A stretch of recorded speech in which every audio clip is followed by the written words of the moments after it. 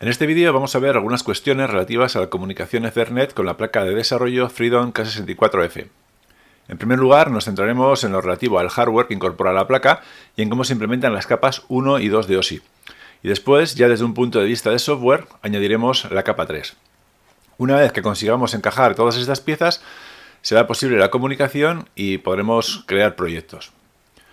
Para ponernos un poco en contexto, comentar que frente al KL25Z, que era el micro, bueno, es el micro que utiliza, de hecho, la tarjeta que estamos utilizando hasta ahora, la FRDM KL25Z, ahora tenemos esta placa, la FRDM K64F, cuyo micro es este que tenemos aquí. El micro de la tarjeta anterior es un M0 y el de la tarjeta nueva es un M4. Lo que para empezar implica que el set de instrucciones va a ser mucho más amplio en este micro que en el que teníamos anteriormente. Además, si comparamos las características básicas de los dos micros, podemos ver claramente diferencias en cuanto a prestaciones. El micro que teníamos anteriormente funcionaba a 48 MHz y disponía de 128 kilobytes de flash y 16 kilobytes de SRAM, mientras que el K64F puede funcionar a 120 MHz, dispone de 1 MB de memoria flash y de 256 MB de RAM. Ya desde el punto de vista físico, destaca también el conector RJ45 que incorpora la placa, como podemos ver aquí en esta imagen. Tendríamos el conector RJ45 que nos permite la conexión de Ethernet. Y en un primer diagrama general, diagrama de bloques de la tarjeta, vemos que ya empiezan a aparecer referencias expresas a la conectividad Ethernet, ¿no? Tenemos, por ejemplo, aquí un bloque que hace referencia al conector, el Ethernet Socket. Luego tenemos otro bloque que habla de Ethernet PHY, sería el que controla la parte física, la capa 1 de la comunicación.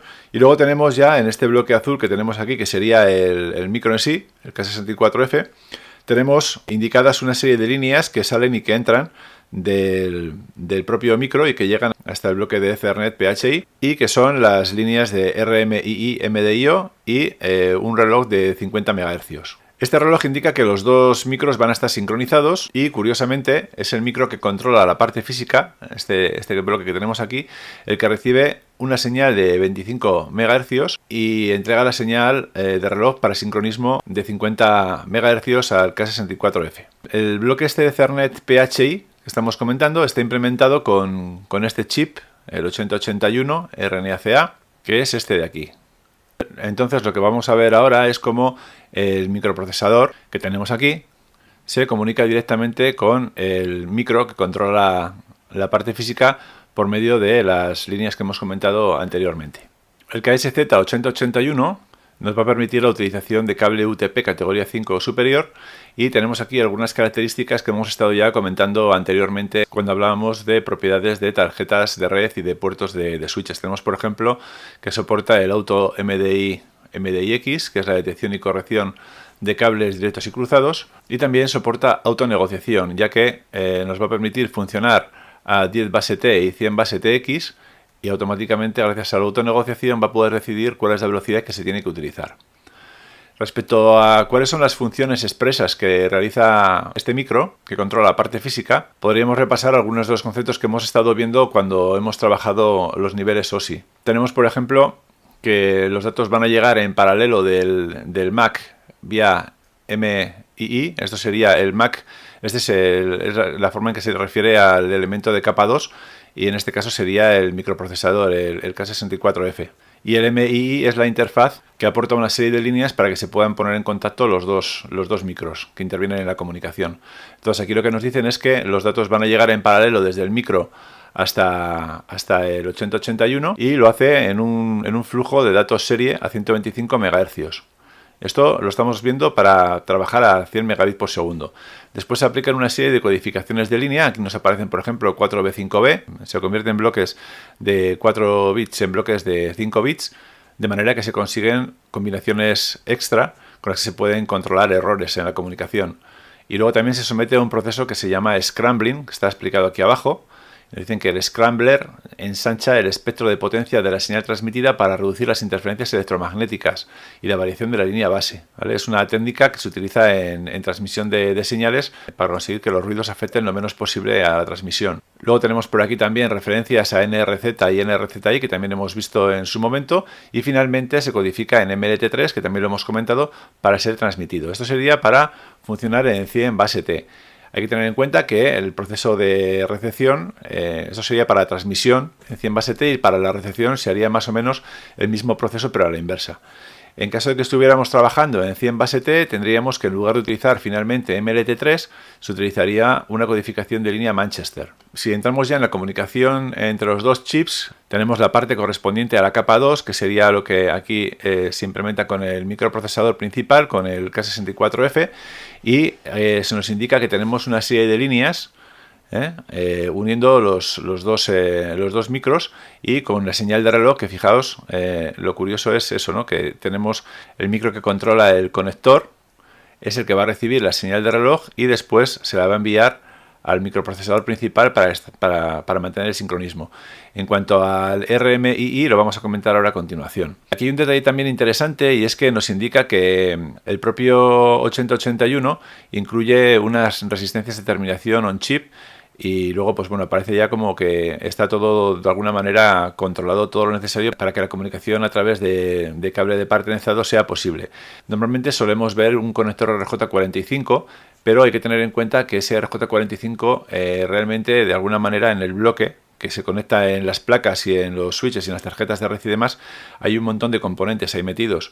Entre otros tenemos una serie de inducciones o transformadores de acoplamiento que permiten el desacoplo de las señales. El tener todos los componentes necesarios incluidos dentro del encapsulado del conector hace que sea más sencillo el diseño de la placa de circuito impreso. Como venimos comentando, la señal de reloj de 25 MHz se aplica al 8081, y a partir de ahí se consiguen los 50 MHz que se aplican al micro de la FRDM K64F.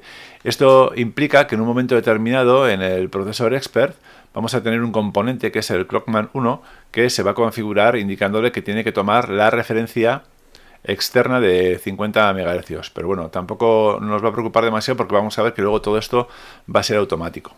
En cuanto a la comunicación entre los dos micros, si miramos con un poco más de detalle, vemos que el KSZ8081 ofrece lo que se llama RMII, que sería una interfaz independiente del medio y además reducida. Es decir, se van a utilizar menos líneas de las necesarias en una interfaz MII.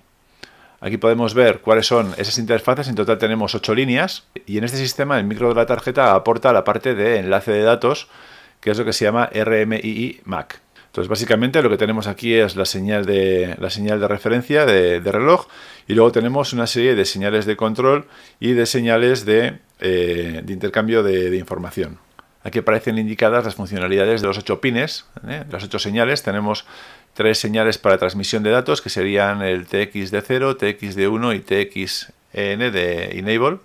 Luego tenemos 4 señales para recepción de datos, 4 pines para recepción de datos, que serían 2 para datos de 0 de 1. Luego tendríamos uno que nos permite detectar el error, y luego tenemos uno más que sería de detección de portadora, y el que indica si el dato es válido o no es válido. Y por último la señal para el reloj de referencia.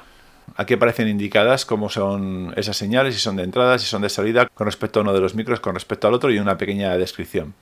Algunas características del RMII, de esa interfaz independiente del medio reducido, es que permite velocidades de 10 megabits por segundo y de 100 megabits por segundo, tanto en half como en full duplex, términos que ya hemos estado trabajando, que la transmisión y la recepción de datos son independientes y los grupos de señales están separados, como hemos visto en la descripción de los pines, y que tanto la transmisión como la recepción de datos se hace en D-bits, esto es, palabras de 2 bits de longitud.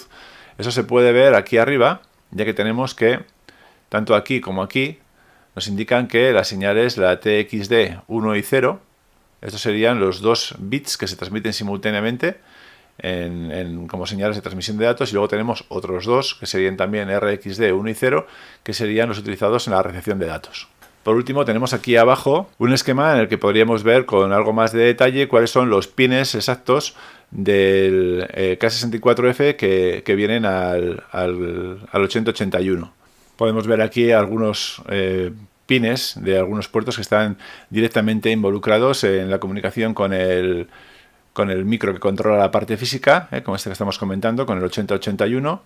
Y nos aparecen por aquí bits del puerto B. También tenemos por aquí alguno más del puerto A y por aquí también. Entonces, todo esto sería la parte física, la parte de capa 1 y la parte de capa 2. En resumen, lo que tenemos es que la capa 1 está cubierta con las funcionalidades ofrecidas por el KSZ8081 RNACA y se pone en contacto con el K64F que aporta la capa 2 y de esa manera, bueno, pues entre ellos se hablan utilizando las señales proporcionadas por la interfaz RMII y a partir de ahí tendríamos ya las dos primeras capas conectadas y preparadas para poder funcionar.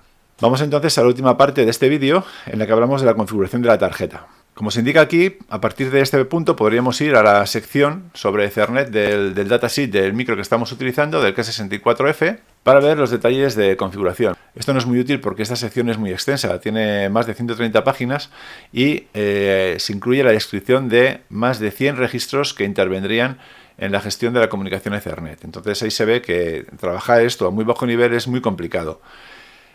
Además de esto, hemos comentado que tenemos la capa 1 y la capa 2 resuelta, pero nos falta implementar la capa 3. Entonces, es un problema adicional porque realmente sin la capa 3 no tendríamos TCP/IP disponible y esa pila TCP/IP es una pila que suele ser demasiado extensa y que suele requerir un sistema operativo mínimo. Entonces, a veces con los sistemas embebidos suele haber problemas. La solución a este problema pasa por utilizar el LWIP, el Lightweight IP, que es un desarrollo ligero de la suite de protocolos TCP/IP y que está especialmente diseñado para este tipo de entornos.